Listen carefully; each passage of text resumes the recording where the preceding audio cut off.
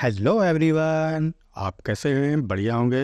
आज का हमारा इंपॉर्टेंट टॉपिक रहेगा RH इनकॉम्पेटिबिलिटी। ठीक है, बहुत इंपॉर्टेंट टॉपिक है। ये जो टॉपिक है आपका चाइल्ड हेल्थ नर्सिंग और OBG, ठीक है, दोनों के लिए ही इंपॉर्टेंट टॉपिक है। तो इस टॉपिक के अंतर्गत आज हम लोग डिस्कशन करेंगे what is RH factor, RH factor क्या होता है, क्या इसकी डेफिनेशन होती है, क्या क्या इनके कारण देखने को मिलते हैं, सिम्टम्स क्या क्या होते हैं, अगर इसका प्रॉपर तरीके से ट्रीटमेंट ना किया जाए तो क्या क्या आगे चल के आपको कॉम्प्लिकेशंस देखने को मिलेंगी, कैसे जो हम लोग उसका डायग्नोसिस करते हैं, मेडिकल मैनेजमेंट क्या है, कंप्लीट कॉन्सेप्ट आपको इस वीडियो में समझने को मिलेगा। मेरी वीडियो खासियत आपको यहाँ पे हिंदी और इंग्लिश दोनों में ही रिटन नोट्स प्रदान किए जाते हैं। यूट्यूब का मात्र एक ऐसा चैनल है जो आपको नर्सिंग नोट्स हिंदी और इंग्लिश दोनों में ही प्रोवाइड करता है। तो सोच क्या रहा है, चैनल को सब्सक्राइब कर लें और साथ में नोटिफिकेशन बेल को दबा के ऑल पे क्लिक कर लें ताकि आप सभी को हमारे नर्सिंग से रिलेटेड वीडियो को नोटिफिकेशन सबसे पहले मिल सके। तो चलिए टॉपिक को स्टार्ट करते हैं।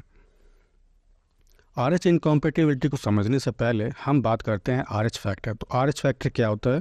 N RH factor is a protein which is found on the surface of some RBCs called RH positive. People who do not carry the protein is called RH negative. देखिए, होता है कि हमारे blood में, ठीक है, RBCs होती हैं, हम लोग अच्छी तरह जानते हैं, ठीक। तो इन RBCs में अगर कुछ विशेष प्रकार के प्रोटीन उपस्थित हो रही हैं, ठीक है, तो उनको हम RH पॉजिटिव कहते हैं। अगर ये प्रोटीन एब्सेंट है, नहीं पाई जा रही है सरफेस पे RBC के, तो उसको हम RH नेगेटिव कह देते हैं। जैसे कि आप ये फिगर में भी अच्छी तरह से समझ सकते हैं। देखिए, एक तरफ क्या हमारा RH पॉजिटिव है तो दूसरी तरफ हमारा RH नेगेटिव है। और जो ये ग्रीन ग्रीन आप देख रहे हैं, ये क्या हमारी प्रोटीन है, ठीक है। जब प्रोटीन पाई जा रही है उसके सरफेस पे तो हमने उसको क्या कह दिया? RH पॉजिटिव कह दिया, ठीक है। और जिसमें नहीं पाई जाती है उसको हम क्या कह देंगे? RH नेगेटिव कह देंगे, राइट। चलिए अब हम बात करते हैं RH इनकॉम्पेटिबिलिटी, ठीक है। तो also known as the haemolytic disease of the newborn, ठीक है। इसे जो हम लोग हीमोलिटिक डिजीज ऑफ न्यूबॉर्न यानी कि शॉर्ट में HDN भी कह देते हैं। क्यों कहते हैं ये मैं आपको बाद में बताऊंगा, ठीक है। चलिए बात कर लेते हैं हम लोग डेफिनेशन की।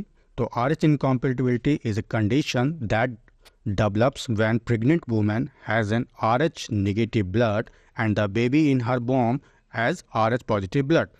देखिए, RH इनकम्पेटिबिलिटी की कंडीशन कब कॉज होती है, कब क्रिएट होती है? तो याद रखिएगा, जब मदर का ब्लड कैसा हो, हमारा RH नेगेटिव हो, और उसके गर्भ में पल रहा जो बेबी होता है, जो बच्चा होता है, उसका ब्लड कैसा होना चाहिए? RH पॉजिटिव होना चाहिए, ठीक। तो इस कंडीशन में जो है RH इनकम्पेटिबिलिटी आपको देखने को मिलेगी, राइट। चलिए बात कर लेते हैं हम लोग कॉजेज़ की, या उसको हम ऐसे कह सकते हैं पैथोफिजियोलॉजी, ठीक है। तो याद रखिएगा, ये कंडीशन कब कॉज होती है RH इनकॉम्पेटिबिलिटी की? जब हमारी मदर कैसी हो? RH नेगेटिव हो, ठीक, जैसे कि आप ये फिगर में आसानी से समझ सकते हैं। और फादर कैसा होना चाहिए? हमारा RH पॉजिटिव फादर है, ठीक। अगर फादर RH पॉजिटिव है और मदर हमारी RH नेगेटिव है, तो इस कंडीशन में क्या होता है, जो बेबी होगा, ठीक, उसका ब्लड कैसा होगा? हमारा RH पॉजिटिव होगा, और जो मदर है वो तो है ही हमारी RH नेगेटिव, ठीक है। तो कोई दिक्कत नहीं है। तो इस कंडीशन में क्या होगा? आपको RH इनकम्पेटिबिलिटी देखने को मिलेगी, राइट।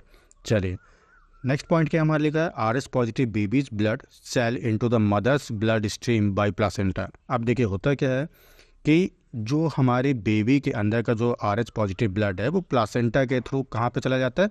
माँ के ब्लड में मिल जाता है, ठीक है। माँ के ब्लड में जो है पहुँच जाता है, राइट। कौन? RH positive, right.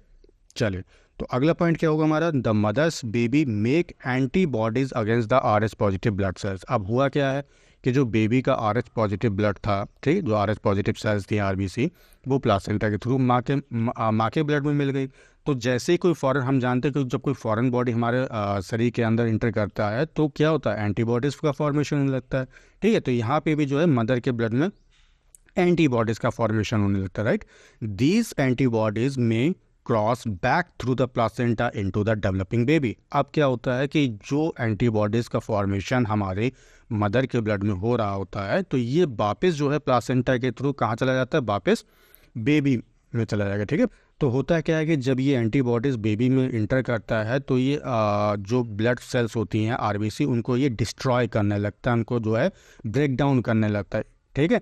इसीलिए जो है मैंने इसको हीमोलिटिक डिजीज ऑफ न्यूबॉर्न भी कहते हैं, ठीक है। हीमोलिटिक का मतलब क्या होता है? जब हमारी RBC ब्रेक डाउन होने लगती है, राइट।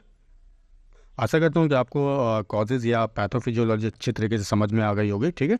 चलिए अब हम बात करते हैं सिम्टम्स के, क्या क्या आपको जो है लक्षण देखने को मिलते हैं, ठीक है। तो सबसे पहला क्या हमारा पॉइंट है? When RBCs are break down then bilirubin are form, ठीक है। जैसे कि मैंने अभी आपको बताया था कि अब क्या होता है कि जब ये मदर का जो एंटीबॉडी जो होती है वो क्या होता है, बेबी में जब इंटर कर जाता है प्लासेंटा के थ्रू, तो ये क्या करने लगता है, आरबीसी का ब्रेक डाउन करने लगता है, ठीक है।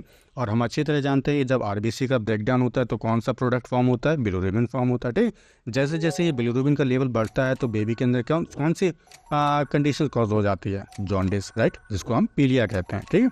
अगला क्या है, हाइपोटोनिया। हाइपोटोनिया का मतलब क्या होता है, जब हमारी मसल स्टोन्स कैसी हो जाती हैं, वीक हो जाती हैं, ठीक है, ढीली हो जाती है या फ्लॉपी हो जाती है, तो उस कंडीशन को हम हाइपोटोनिया कहते हैं, ठीक है। मसल टोन का मतलब क्या है, आपकी जो पेशियाँ होती हैं उसमें कितनी कसावट है, ठीक, इसको हम ऐसे समझ सकते हैं, कितना स्टिफनेस चाहिए, उसमें कितनी टेंशन होती है, तो उस कंडीशन को हम क्या कहते हैं, मसल टोन कहते हैं।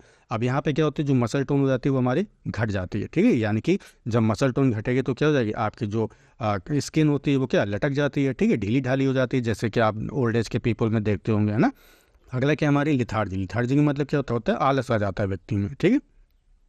चलिए बात कर लेते हैं हम लोग डायग्नोसिस की, कैसे जो है इसका हम लोग डायग्नोसिस करेंगे। तो सबसे पहला हमारा है पॉलीहाइड्रोमेनस, ठीक है। पॉलीहाइड्रोमेनस क्या होता है, अनबॉर्न बेबी जो होता है, ठीक है, याद रखिएगा, अनबॉर्न बेबी के चारों जब एमनियोटिक फ्लूइड की मात्रा अधिक हो जाती है तो उस कंडीशन को हम क्या कहते हैं, पॉलीहाइड्रोमेनस कहते हैं, ठीक है। चलिए नेक्स्ट पॉइंट क्या है, ए पॉजिटिव डायरेक्ट कूम टेस्ट, ठीक है। याद रखिए कि डायरेक्ट कूम टेस्ट अगर हमारा पॉजिटिव आ रहा है तो उस कंडीशन में भी हम कंफर्मेशन दे देते हैं, ठीक है। तो उन एबीसीज को चेक करने के लिए, यानी कि एंटीबॉडीज को चेक करना जो आरबीसी को नष्ट करती है, ठीक है, तो ये किसके अंतर्गत हम लोग करेंगे, डायरेक्ट कूम टेस्ट के अंतर्गत करते हैं, ठीक है। चलिए अगला क्या पॉइंट है हमारा, higher level of bilirubin then normal infant, ठीक है। यहाँ पे क्या होता है, नॉर्मल इन्फेंट की तुलना में जो बिलिरुबिन का लेवल होता है वो ज़्यादा होता है, राइट। चलिए बात कर लेते हैं हम लोग कॉम्प्लिकेशंस की। अगर हम उसका प्रॉपर तरीके से ट्रीटमेंट ना करवाएं तो आगे चल के हमें क्या क्या कॉम्प्लिकेशंस देखने को मिलेंगी, ठीक है। तो सबसे पहले क्या हमारा कनेक्टर्स, ठीक है, इसको हम क्या कहते हैं, कनेक्टर का मतलब क्या होता है, ब्रेन का डैमेज होना, ठीक है, तो उसको हम क्या कह देते हैं, कनेक्टर्स कह देते हैं, राइट। चलिए अगला क्या हमारा हाइड्रोप्स फिटेलिस। हाइड्रोप्स फिटेलिस का मतलब क्या होता है, अनबॉर्न या न्यू बॉर्न बेबी में जब सीवियर एडिमा हो जाती है तो इस कंडीशन को हम हाइड्रोप्स फिटेलिस कहते हैं, राइट। चलिए अगला क्या पॉइंट है हमारा, मूवमेंट, हियरिंग, स्पीच आदि की समस्या का होना, ठीक है। मूवमेंट का मतलब चलना, ठीक है, तो उसमें आपको प्रॉब्लम होगी, हियरिंग सुनने में दिक्कत होती है, बोलने में दिक्कत होगी, ठीक है। सीजर, ठीक है, सीजर आते हैं यहाँ पे। नेक्स्ट है हमारा मेडिकल मैनेजमेंट, कैसे इसका हम लोग मेडिकल मैनेजमेंट करते हैं, तो याद रखिएगा RH इम्यूनोग्लोबिन इंजेक्शन, जिसको शॉर्ट में IG इंजेक्शन कह देते हैं, यह RH एंटीबॉडीज़ के प्रोडक्शन को रोकता है, लेकिन यह तभी सफल हो सकता है जब हमारी बॉडी ने पहले से ही RH एंटीबॉडीज़ ना बनाई हो, ठीक है। ये याद रखिएगा, कब होता है ये, जब, चूँकि मैंने अभी आपको बताया था जैसे ही जब बेबी का ब्लड, ठीक है, मदर में जाता है तो क्या एंटीबॉडी का फॉर्मेशन होता है। अगर एंटीबॉडी के वहाँ पे फॉर्मेशन हो गया तो ये इंजेक्शन वहाँ काम नहीं करेगा, ठीक है। तो इसकी कंडीशन ये तभी सफल हो सकता है जब हम पहले से ही ये इंजेक्शन दे दें, तो इंजेक्शन देने से क्या होगा कि मदर में एंटीबॉडीज़ का फॉर्मेशन होगा ही नहीं, ठीक है। चलिए अगला क्या हमारा पॉइंट है, ए सीरीज ऑफ ब्लड ट्रांसफ्यूजन, ठीक है, बार बार जो है इसमें हमें ब्लड बेबी को चढ़ाना पड़ेगा, ठीक है।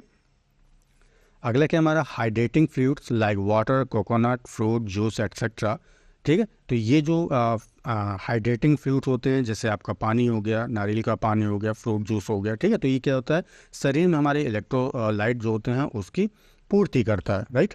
चलिए अगला क्या हमारा इलेक्ट्रोलाइट्स हैं, ठीक है, जैसे कि हम NaCl या जो ORS होता है उसके द्वारा हम लोग अपने शरीर में इलेक्ट्रोलाइट की पूर्ति कर लेते हैं, ठीक है। अगला क्या है फोटोथेरेपी, ठीक है, फोटोथेरेपी हम लोग जानते हैं किसके ट्रीटमेंट में करते हैं, जॉइंटिस के ट्रीटमेंट में, राइट। आशा करता हूँ कि टॉपिक आपको अच्छी तरह से समझ में आ गया होगा। टॉपिक कैसा लगा कमेंट करके ज़रूर बताएं, और यदि आपको ये वीडियो अच्छा लगा तो उसे अपना लाइक ज़रूर दें और ज़्यादा से ज़्यादा इस वीडियो को अपने फ्रेंड के साथ में शेयर करें। यदि आपने अभी तक हमारे चैनल को सब्सक्राइब नहीं किया तो सब्सक्राइब जरूर कर लें। तब तक के लिए अपना ख्याल रखें, take care, bye bye, thank you so much.